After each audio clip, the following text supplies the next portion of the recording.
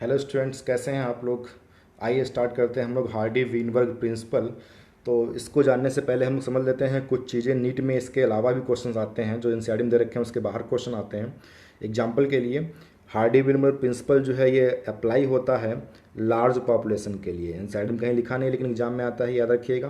तो ये large population के लिए लागू होता है। और दूसरा इसमें पॉइंट याद रखिए, हार्डी वीनबर्ग प्रिंसिपल जो है अप्लाई होता है रैंडम मेटिंग के लिए। तो random mating, random sexual reproduction के लिए अप्लाई होता है ये। और दूसरी बात एक और याद रखिए कि यहाँ पे ए सेक्सुअल रिप्रोडक्शन जो है लागू नहीं होता। हार्डी वीनबर्ग प्रिंसिपल सिर्फ सेक्सुअल रिप्रोडक्शन के लिए होता है, और वो भी random sexual reproduction, random mating, और लार्ज पॉपुलेशन के लिए अप्लाई होता है।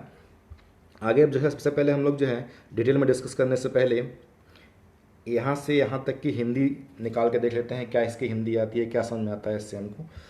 उससे पहले देखते हैं, स्टार्ट करते हैं। आइए, हार्डी वीनबर्ग प्रिंसिपल। हार्डी एक अलग साइंटिस्ट हैं, वीनबर्ग एक अलग साइंटिस्ट हैं, दोनों अलग अलग साइंटिस्ट हैं। चलिए स्टार्ट करते हैं। In a given population one can find out the frequency of occurrence of allele of a gene or a locus. एक किसी दिए हुए पॉपुलेशन में कोई पता कर सकता है कि किसी एलील की फ्रीक्वेंसी क्या होती है, किसी जीन की या किसी लोकस के लिए। एग्जाम्पल के लिए आप जानते हैं alternate form of gene is called allele. Example के लिए हमने कहा कि जो है कोई जीन है हाइट का, तो हाइट के लिए जो अल्टरनेट फॉर्म हो सकते हैं, हाइट के जीन के लिए अल्टरनेट फॉर्म हो सकते हैं, वो हो सकते हैं कैपिटल टी या फिर स्मॉल टी। ये दो अल्टरनेट फॉर्म हो सकते हैं हाइट के जीन के लिए। ये दोनों अल्टरनेट फॉर्म ही आपस में एलील कहलाएंगे। कैपिटल टी एक एलील है, स्मॉल टी एक दूसरा एलील है। अब ये जो है लोकस क्या होती है, ये जो जीन या एलील हैं ये जो है पाए जाते हैं क्रोमोसोम पे। क्रोमोसोम की जिस प्लेस पे जीन या एलील पाए जाते हैं उस प्लेस को बोलते हैं लोकस। एग्जाम्पल के लिए मान लेते हैं ये क्रोमोसोम है, इस क्रोमोसोम की इस लोकेशन पे कैपिटल टी है, तो इसके लिए जो है कैपिटल टी के लिए ये लोकस कहलाएगा। दूसरा क्रोमोसोम है, इसके इस पोजीशन पे जो है स्मॉल टी है, तो स्मॉल टी के लिए ये लोकस कहलाएगा। आगे बात करते हैं। फ्रिक्वेंसी जो है एलील की वो जो है मानी जाती है कि फिक्स रहती है पूरे कई जनरेशन तक, एक जनरेशन में और अन्य कई जनरेशन तक। हार्डी विनबर्ग प्रिंसिपल ने जो है इसको अलजेब्रिक इक्वेशन के फॉर्म में बताया। उन्होंने बताया P plus Q is equal to 1, यानी कि sum total of allele is equal to 1 बताया उन्होंने। और आगे भी इसके बारे में डिटेल में बात करेंगे, अभी तो कुछ देर में हम लोग आगे बात करते हैं। This principle states that allele frequency in a population are stable and constant from generation to generation. ये प्रिंसिपल कहती है कि जो एलील की फ्रिक्वेंसी होती है, जैसे कैपिटल टी स्मॉल टी की जो फ्रिक्वेंसी होती है, ये स्टेबल होती है एक पॉपुलेशन में और कांस्टेंट रहती है जनरेशन आफ्टर जनरेशन, यानी कि पीढ़ी दर पीढ़ी। जीन पूल बताया गया कि जो जीन पूल होता है वो भी कांस्टेंट रहता है। जीन पूल का मतलब होता है total genes and their allele in a population. Total gene और उनके एलील जो है पॉपुलेशन में जो होते हैं उसको बोलते हैं जीन पूल। और ये कहलाता है जेनेटिक इक्विलिब्रियम, यानी कि जो एलिक फ्रिक्वेंसी है वो जो है एक पॉपुलेशन में कांस्टेंट रहे, टोटल जो जीन पूल है ये स्थिर रहे, यही कहलाता है genetic equilibrium. Sum total of all allelic frequency is 1। जितनी भी एलिक फ्रिक्वेंसी है उनका टोटल 1 होता है। अब इस बात को हम लोग डिटेल में समझते हैं कैसे होता है ये। मान लेते हैं पॉपुलेशन है, उसमें जो है ब्लैक बॉडी कलर है और वाइट बॉडी कलर है। ठीक वैसे जैसे हम लोग कैपिटल टी लिखते हैं टॉलनेस के लिए, वैसे यहाँ पे हमने कैपिटल बी लिखा है ब्लैक के लिए। जिस तरीके से हम लोग जो है स्मॉल टी जो है लिखते हैं ड्वार्फ के लिए, वैसे ही स्मॉल बी हमने वाइट के लिए लिखा है। कहने का मतलब ये है कि कैपिटल बी जो है ये रिप्रेजेंट करता है डोमिनेंट करेक्टर को, डोमिनेंट एलील है ये, और स्मॉल बी जो है रेसिव एलील है। ठीक वैसे जैसे कैपिटल टी डोमिनेंट एलील होता है और स्मॉल टी रेसिव एलील होता है। आगे बात करते हैं हम लोग। एक पॉपुलेशन है, उस पॉपुलेशन में डिफरेंट इंडिविजुअल्स हैं। ये इंडिविजुअल बना रखे हैं हमने, देखिए एक इंडिविजुअल है पहला, उसकी जो है वो बॉडी कलर ब्लैक है और होमोजाइगस डोमिनेंट कंडीशन है। दूसरा इंडिविजुअल भी body colour black, homozygous dominant condition है। तीसरे इंडिविजुअल की बॉडी कलर भी ब्लैक है और डोमिनेंट होमोजाइगस डोमिनेंट है। और चौथे हेटेरोजाइगस डोमिनेंट है, सॉरी। और चौथे इंडिविजुअल की जो है हेटेरोजाइगस डोमिनेंट है। पांचवा इंडिविजुअल जो है होमोजाइगस रेसिव है और छठा इंडिविजुअल होमोजाइगस रेसिव है। ये हमारे पास इतने सारे पॉपुलेशन में इतने सारे लोग हैं ये। अब जो है हर एक पर्सन के अंदर जो भी जीन होते हैं वो पेयर के फॉर्म में होते हैं, और इस पेयर ऑफ जो जीन प्रेजेंट है इसमें इंडिविजुअली हम लोग किसी एक को एलील बोलते हैं। जैसे ये कैपिटल बी एलील है, ये दूसरा एलील है। इधर इसमें देखें हम इसमें देखते हैं हम लोग, तो ये एक स्मॉल बी एलील है, दूसरा ये इस कैपिटल बी एलील है। अब जो जितने भी एलील हैं इन सबका जो है सम कहलाता है जीन पूल। जितने भी जीन हैं इन सबका जो है टोटल कहलाता है जीन पूल। एग्जाम्पल के लिए यहाँ पे 2 कैपिटल बी हैं, यहाँ पे 2 हैं, 4 हो गए, यहाँ पे एक 5, यहाँ पे एक 6, 6 कैपिटल बी हैं, तो 6 कैपिटल बी लिख दिए यहाँ पे हमने। स्मॉल भी इस तरीके से गिनेंगे तो ये भी 6 निकल के आएंगे, तो स्मॉल भी 6 है यहाँ पे। तो ये जो इन जितना भी यहाँ पे लिखा हुआ है एलील, कैपिटल बी और स्मॉल बी, इन सब का सम टोटल कहलाता है gene pool. Some total of all allele is called gene pool. समझ में आ गया होगा। आगे बढ़ते हैं हम लोग। अब बात करते हैं हम लोग हार्डी बीनबर्ग जो प्रिंसिपल है उसका जो अलजेब्रिक इक्वेशन है उसके बारे में बात कर लेते हैं। मान लेते हैं कोई करेक्टर है, उसके लिए कैपिटल एक जीन है, जैसे कैपिटल टी होता है वैसे ही, और एक जीन इसके लिए अल्टरनेट फॉर्म है स्मॉल ए, ये है। अगर हम कहते हैं कि जो है अगर होमोजाइगस डोमिनेंट है तो कैपिटल ए हो जाएगा। अगर हम कहते हैं हेट्रोजाइगस डोमिनेंट है तो कैपिटल ए स्मॉल ए हो जाएगा। अगर हम कहते हैं स्मॉल ए है तो फिर होमोजाइगस रेसिसिव हो जाएगा। ये बात जानते हैं हम लोग। आगे बात करते हैं। अब इसके लिए इस इक्वेशन को समझने के लिए हम मान लेते हैं allelic frequency of A is equal to P है, allelic frequency of small A is equal to Q है, ये हमारे पास हो गया। अब इक्वेशन को देखते हैं। इक्वेशन हमारा है P plus Q is equal to 1, ये इक्वेशन है। तो यहाँ पे पी मतलब allelic frequency of A, Q मतलब allelic frequency of small a, दोनों का सम क्या आया 1 आया। तो sum total of allelic frequency is equal to 1 आना चाहिए। ये एक फार्मूला हमने पढ़ा पहले ही हार्डी बीनबर्ग के अकॉर्डिंग। अब यहाँ देख लेते हैं इस फार्मूले को, ये देख पा रहे हैं आप लोग। तो पहला P plus Q is equal to 1 हो गया, where P is equal to capital A, Q is equal to small A, और capital P is equal to frequency of allele capital A और फ्रिक्वेंसी ऑफ डोमिनेंट एलील। इस form में exam में question पूछेगा आपसे, जब भी आपसे एग्जाम में क्वेश्चन पूछें कि बताइए फ्रिक्वेंसी ऑफ कैपिटल ए, तो आप समझ जाइए P निकालना है। या आपसे पूछे कि फ्रिक्वेंसी ऑफ डोमिनेंट एलील, तो आप समझ जाइए कि कैपिटल ए निकालना है। अगर आपसे कहता है फ्रिक्वेंसी ऑफ रेसिसिव एलील निकालिए, तो इसका मतलब आपको जो है क्यू निकालना है। अब algebraic equation P plus Q is equal to 1 बताया हमने। अगर दोनों तरफ स्क्वायर कर दें, इधर भी स्क्वायर कर दें, इधर भी स्क्वायर कर दें, तो फिर क्या आएगा? तो आएगा p square plus q square plus 2pq is equal to 1। या इसको ऐसे भी लिख सकते हैं p square plus 2pq plus q square is equal to 1। कोई दिक्कत नहीं है, ये हमारे पास फार्मूला निकल के आया है। अब इस फार्मूले से क्या हमको पता चलता है? तो इस फार्मूले से हमको क्या पता चलता है देखते हैं। अगर कैपिटल ए को हमने माना है P, तो कैपिटल ए स्मॉल ए को क्या कहेंगे? P square.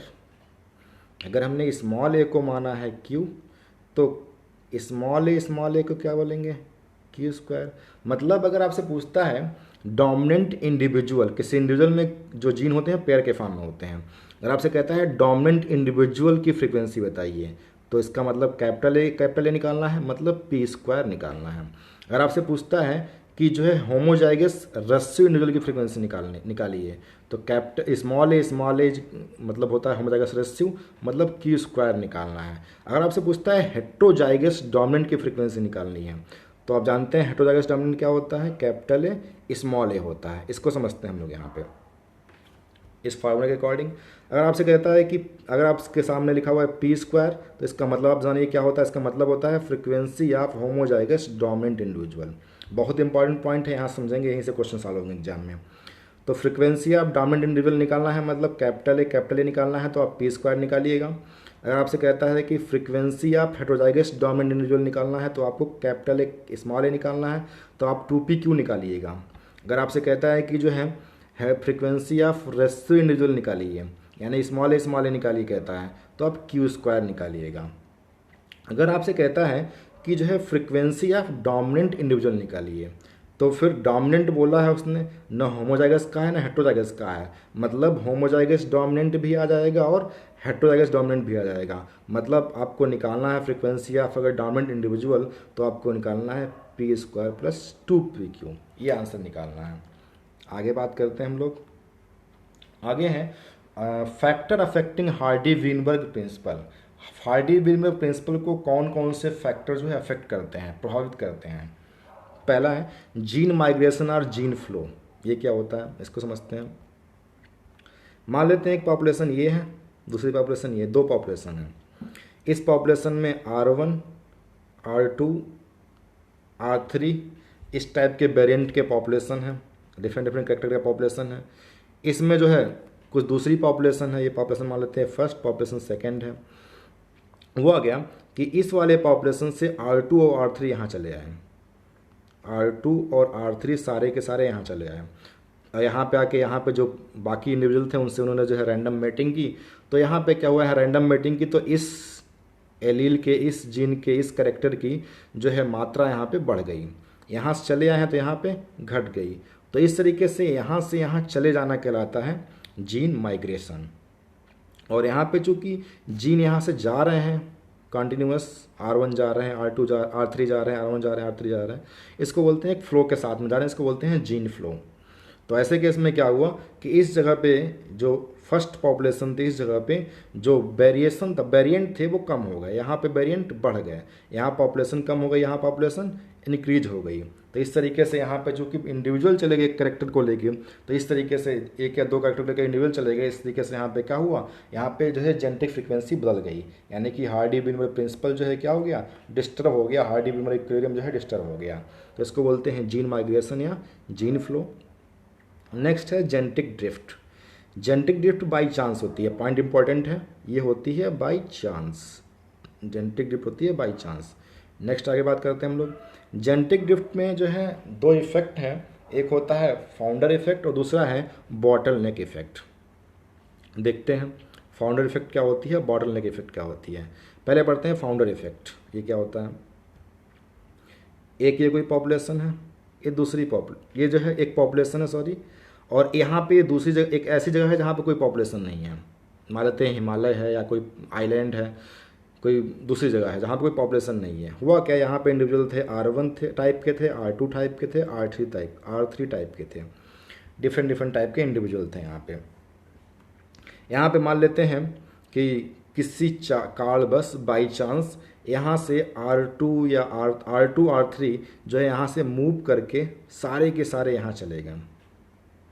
किसी कोई प्राकृतिक आपदा आ गई या कोई भी रीजन रहा जिसकी वजह से सारे के सारे जो है बाई चांस सारे के सारे जो है R2 R3 इधर चले आए।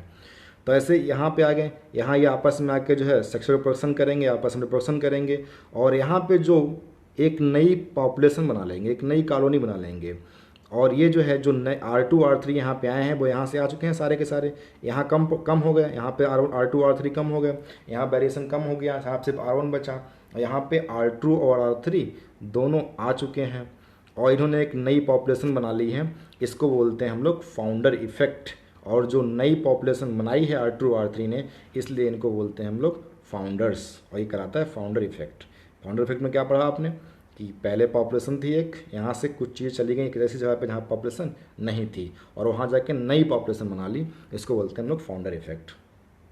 नेक्स्ट है बॉटल नेक इफेक्ट। ये क्या होता है, एक ये पॉपुलेशन थी, हुआ क्या, प्राकृतिक आपदा आई और यहाँ पे मान लेते हैं R1 है, R2 है, R3 है, इस तरीके से यहाँ पॉपुलेशन है।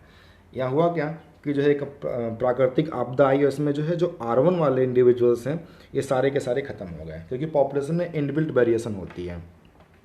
तो ये जो है उस आपदा को सहन नहीं कर पाया और सारे के सारे ख़त्म हो गए, R1 वाले सारे ख़त्म हो गए। अब बच्चे यहाँ पे क्या, R2 R3। अब जो है R1 ख़त्म हो चुके हैं तो पॉपुलेशन पे जो है जो एक तो जीन कम हो गया, R1 वाले सारे जीन खत्म हो गए, कम हो गए, और दूसरा जब सिर्फ बचे R2 R3। तो अब ऐसे केस में जो है पहले जो पॉपुलेशन का साइज ज़्यादा था जिसमें R1 R2 R3 तीनों थे, अब यहाँ पॉपुलेशन का साइज बहुत कम हो गया। पॉपुलेशन के साइज का एक डिक्रीजमेंट कहलाता है बॉटल नेक इफेक्ट, और ये प्राकृतिक आपदा की वजह से हुआ है। ठीक है, नेक्स्ट क्वेश्चन कहते हैं हम लोग, नेक्स्ट है नेक्स्ट ऑप्शन सॉरी नेक्स्ट है म्यूटेशन, तीसरा। तो म्यूटेशन की वजह से जीन में चेंजेस आते हैं, आप पढ़ते होंगे जेनेटिक जो डीएनए के सीक्वेंस है वो बदल जाते हैं, उसको बोलते हैं म्यूटेशन। या म्यूटेशन इसके अलावा बोलते हैं क्रोमोसोम में चेंज होना, नंबर में चेंज होना, जैसे पॉलीप्लाइडी वगैरह हो गया। तो क्रोमोसोम में म्यूटेशन या फिर जीन में म्यूटेशन। तो म्यूटेशन दो टाइप का होता है, एक क्रोमोसोमल म्यूटेशन, दूसरा होता है जीन में म्यूटेशन, जैसे कि पॉइंट म्यूटेशन। तो ये आप लोग आगे पढ़ते होंगे, डिटेल में पढ़ेंगे इसको आगे चल के आप लोग, या नहीं पढ़ेंगे तो पढ़ाएंगे आपको हम। अगर आप पढ़ते हैं जेनेटिक रिकॉम्बिनेशन, ये क्या होता है जेनेटिक रिकॉम्बिनेशन। तो आप पढ़ते होंगे मियोसिस। मियोसिस सेल डिवीजन के टाइम पे जब मियोसिस होती है उस समय पे आप पढ़ते होंगे, तो वहाँ पे देखा होगा आपने एक स्टेज आती है packed in stage. Packed in stage में क्या होता है, पैकेड इन स्टेज में जो है जो क्रोमोसोम होते हैं उन क्रोमोसोम में क्या होता है कि जो है वहाँ पे एक्सचेंज होता है जेनेटिक मटेरियल का। एक क्रोमोसोम ये है, दूसरा क्रोमोसोम ये है। इन दो क्रोमोसोम के बीच में इस जगह पे, इस पॉइंट पे एक्सचेंज हो रहा है जेनेटिक मटेरियल का, और इसको बोलते हैं रिकॉम्बिनेशन। जब दो क्रोमोसोम के बीच में जेनेटिक मटेरियल का एक्सचेंज होता है तो ऐसे केस में जो है नए कॉम्बिनेशन डेवलप होते हैं और उसकी वजह से वेरिएशन आती है। और वेरिएशन मतलब क्या हो गया, चेंज एक बार फिर से आ गया जीन में, और जीन में एक बार फिर से चेंज आ गया, तो इसको क्या बोलेंगे हम लोग कि जो है हार्डी विनबर्ग इक्विलिब्रियम फिर से क्या हो गया, इफेक्टेड हो गया। तो जेनेटिक रिकॉम्बिनेशन की वजह से हार्डी विनबर्ग इक्विलिब्रियम भी क्या होता है, अफेक्टेड होता है। जेनेटिक रिकॉम्बिनेशन का मतलब होता है वही क्रॉसिंग ओवर या एक्सचेंज ऑफ जेनेटिक मटेरियल, जो पढ़ते हैं हम लोग मियोसिस में। नेक्स्ट है नेचुरल सिलेक्शन। नेचुरल सिलेक्शन तीन टाइप का होता है, एक होता है स्टेबलाइजिंग, एक होता है डायरेक्शनल और एक होता है डिसरप्टिव। तीन टाइप का होता है नेचुरल सिलेक्शन। समझते हैं इसको हम लोग। नॉर्मल कंडीशन देखा होगा आपने, नॉर्मल कंडीशन में एक ग्राफ बना हुआ है कुछ इस तरीके से, ये नॉर्मल ग्राफ बना हुआ है। मान लेते हैं कि इस नॉर्मल कंडीशन में यहाँ पे कैपिटल टी टॉल वाले इंडिविजुअल हैं, ये जो है कैपिटल टी स्मॉल टी जो है बिटवीन हाइट के इंडिविजुअल्स हैं, स्मॉल टी जो है ड्वार्फ वाले इंडिविजुअल्स हैं। मान लेते हैं क्या हुआ कि जो है नेचुरल सिलेक्शन हुआ और उसमें जो है जो इन बिटवीन हाइट वाले इंडिविजुअल हैं इनको नेचर ने सेलेक्ट कर लिया, और ये जो है कैपिटल टी और स्मॉल टी वाले ख़त्म हो गया, कम हो गया। तो ऐसे केस में जो पीक होगा वो बहुत नैरो, बहुत पतला हो जाएगा, बहुत ऊंचाई तक चला जाएगा। ऐसे को बोलते हैं हम लोग, इसको हम लोग बोलते हैं क्या, स्टेबलाइजिंग ग्राफ। तो जब मीडियम करेक्टर को जो है नेचर सेलेक्ट करती है तो ऐसे केस में स्टेबलाइजिंग ग्राफ बनता है। ठीक है, इसको आगे डिटेल में समझेंगे हम लोग। यहाँ आप देखते हैं हम लोग नॉर्मल कंडीशन में आपके एनसीईआरटी में ऐसा ग्राफ बना हुआ है, देखा होगा आपने, ऐसा एक ग्राफ बना हुआ है इस तरीके से। अगर जो है पॉपुलेशन में मीडियम करेक्टर वाले इंक्रीज होते हैं, यानी कैपिटल टी स्मॉल टी हम ले लेते हैं, ये बिटवीन हाइट का ग्राफ है, बिटवीन हाइट के इंडिविजुअल हैं जो बीच में बना दिए हमने, और इस तरफ बना दिए हमने कैपिटल टी और यहाँ बना दिया हमने स्मॉल टी। अगर जो है नेचर सेलेक्ट कर रही है इन इंडिविजुअल को, तो ऐसे केस में जो ग्राफ बन के आएगा उस ग्राफ में जो पीक होगा वो बहुत नैरो हो जाएगा इस तरीके से। अगर ऐसा ग्राफ बन के आता है आप समझ जाइए कि यहाँ पे मीडियम करेक्टर वालों को जो है नेचर सेलेक्ट कर रही है। ठीक है, नेक्स्ट पार्ट पढ़ते हैं। अगर जो है मान लेते हैं कि जो है नेचर ने सेलेक्ट किया बिल्कुल अधिक हाइट वाले इंडिविजुअल्स को, यानी कि कैपिटल टी वालों को, तो ग्राफ कैसा बनेगा, ये यहाँ पे मान लेते हैं हमने प्लॉट किया कैपिटल टी, यहाँ पे कैपिटल टी स्मॉल टी, यहाँ पे स्मॉल टी। अब जो हम कह रहे हैं कि नेचर ने सेलेक्ट किया कैपिटल टी को, तो ऐसे केस में जो ग्राफ बनेगा वो ग्राफ जो है इस कैपिटल टी वाली पोजीशन में क्या रहेगा, ये जो अधिक ऊंचाई पे रहेगा कैपिटल टी वाली कंडीशन में। इसमें क्या हुआ कि मीडियम हाइट को नहीं चूज किया नेचर ने, सेलेक्ट किया नेचर ने किसको, टॉल हाइट को, एक डायरेक्शन मूव कर गया, इसको बोलते हैं डायरेक्शनल चेंज। अगर मान लेते हैं कि नेचर जो सेलेक्ट कर रही है वो सेलेक्ट कर रही है ऐसे इंडिविजुअल्स को जो कि ड्वार्फ हाइट के हैं, यानी कि जो कि मतलब ड्वार्फ हैं, छोटी हाइट के हैं, यानी स्मॉल टी और स्मॉल टी वालों को, तो ऐसे केस में जो ग्राफ बनेगा वो ग्राफ जो है उस ग्राफ का पिक जो है स्मॉल टी वाली पोजीशन में क्या होगा, इंक्रीज हो जाएगा। तो यहाँ पे जो है ड्वार्फ वालों को जो है नेचर ने सेलेक्ट किया, इसको भी क्या बोलते हैं हम लोग, डायरेक्शनल चेंज का एक बहुत अच्छा एग्जाम्पल आपने पढ़ा है। अब वो एग्जाम्पल आपने पढ़ा है नेचुरल सिलेक्शन में, और वो पढ़ा है आपने बिस्टन बिटलेरिया का, जहाँ पे पहले जो है उनकी जो कलर था, ऐसे जो कलर वाले जो है वेस्टर्न बिटलेरिया मास्क चूज किए गए थे जो वाइट कलर के थे, लेकिन जो है नेचर ने बाद में सेलेक्ट कर लिया ब्लैक कलर वाले वेस्टर्न बिटलेरिया को। और ये पढ़ा था आपने इंडस्ट्रियल मैनेजमेंट में, इंडस्ट्रियल मैनेजमेंट में पढ़ा था आप लोगों ने। तो वो याद रखिएगा आप लोग कि जो है इंडस्ट्रियल मैनेजम का जो एग्जाम्पल है वेस्टर्न बिटलेरिया का, जिसमें बाद में जो है ब्लैक वालों को चूज कर लिया गया था, वो जो है डायरेक्शनल चेंज का एग्जाम्पल है। वो जो है natural selection by directional change का एग्जाम्पल है। डायरेक्शनल चेंज को हम लोग जो है प्रोग्रेसिव चेंज भी कहते हैं, ठीक है। अगर जो है नेचर सेलेक्ट करती है ऐसे इंडिविजुअल को जो कि जो है या तो अधिक हाइट के हों या तो कम हाइट के हों, ये हाइट का करेक्टर लेके चल रहे हैं हम यहाँ पे एग्जाम्पल के लिए, ठीक है। इसमें मटर मत लगा देना, मटर नहीं, मटर वाला नहीं है प्लांट ये। तो यहाँ पे मान लेते हैं सेलेक्ट करती है कैपिटल टी या स्मॉल टी, मतलब अधिक हाइट वालों को या फिर बिल्कुल ड्वार्फ को, बिटवीन हाइट को नहीं चूज कर रही है। तो ऐसे केस में ये ऊपर रहेगा पीक और ये पीक ऊपर रहेगा। तो ऐसे हम लोग ग्राफ को बोलते हैं हम लोग डिसरप्टिव ग्राफ। इसमें मीडियम वालों को जो है यहाँ पे जो मीडियम वाला इनको चूज नहीं किया गया, इसको बोलते हैं हम लोग क्या, डिसरप्टिव ग्राफ। अब थोड़ा सा हम लोग जो है एनसीईआरटी समझ लेते हैं। ये एनसीईआरटी के ग्राफ आपके सामने बने हुए हैं, ये आप देख पा रहे हैं, पहला ग्राफ देख पा रहे हैं। तो ये पहला ग्राफ नॉर्मल ग्राफ बनाया गया है। अब उसके बाद फिर जो है इस ग्राफ में बताया गया है कि जो है जब पीक नैरो हो रहा है, जब पीक नैरो हो रहा है तो मतलब समझ जाइए कि यहाँ पे चूज किया जा रहा है मीडियम साइज को। एग्जाम्पल के लिए मान लेते हैं एक पॉपुलेशन में बच्चे पैदा होते हैं, बच्चों का जो एवरेज वेट है उसको अगर लिया जा रहा है, उसको नेचर सेलेक्ट कर रही है। मान लेते हैं कि कुछ बच्चों का वेट बहुत ज़्यादा है, कुछ बच्चों का वेट बहुत कम है, नेचर सेलेक्ट कर रही है, नेचर सेलेक्ट कर रही है ऐसे बच्चों को जिनका वेट बहुत कम ना हो, जिनका वेट बहुत ज़्यादा ना हो, मतलब मीडियम वेट हो जिनका, उनको नेचर सेलेक्ट कर रही है। तो ऐसे केस में जो पीक होगा क्या हो जाएगा, इस तरीके से नैरो हो जाएगा, और इसको बोलते हैं हम लोग क्या है, ये स्टेबलाइजिंग ग्राफ है, ठीक है। नेक्स्ट अगर जो है एक डायरेक्शन में शिफ्ट हो जाए, मतलब या तो चूज करें बिल्कुल टॉप हाइट को या तो बिल्कुल ड्वार्फ हाइट को, या जो है बिल्कुल अधिक बेड वाले बच्चों को या बिल्कुल जो है कम बेड वाले बच्चों को, तो ऐसे केस में पीक एक तरफ शिफ्ट हो जाएगा, और इसको बोलते हैं हम लोग डायरेक्शनल चेंज या प्रोग्रेसिव चेंज। या फिर जो है ये जो है डायरेक्शन इस तरीके से भी जा सकती है, यानी कि कम हाइट अधिक हाइट, या फिर कह सकते हैं कि जो है अधिक बेड की तरफ चूज करना, मतलब डायरेक्शनल चेंज कहने का मतलब एक डायरेक्शन में जाना। अगला है अगर जो है नेचर चूज करती है या तो बहुत अधिक वेट वालों को या तो बहुत कम वेट वालों को, दोनों को चूज करती है, बिटवीन वेट को नहीं चूज करती है, तो ऐसे केस में जो है इधर वाला पीक बढ़ जाएगा। मतलब या आप हाइट के फॉर्म में लिखें तो फिर कैपिटल टी बहुत टाल को चूज कर रही है या फिर स्मॉल हाइट को चूज कर रही है, तो इस तरीके से बन जाएगा। तो उम्मीद करते हैं आप लोगों को समझ में आ गया हो ग्राफ। नहीं समझ में आता है आप नीचे कमेंट सेक्शन में कमेंट कर सकते हैं।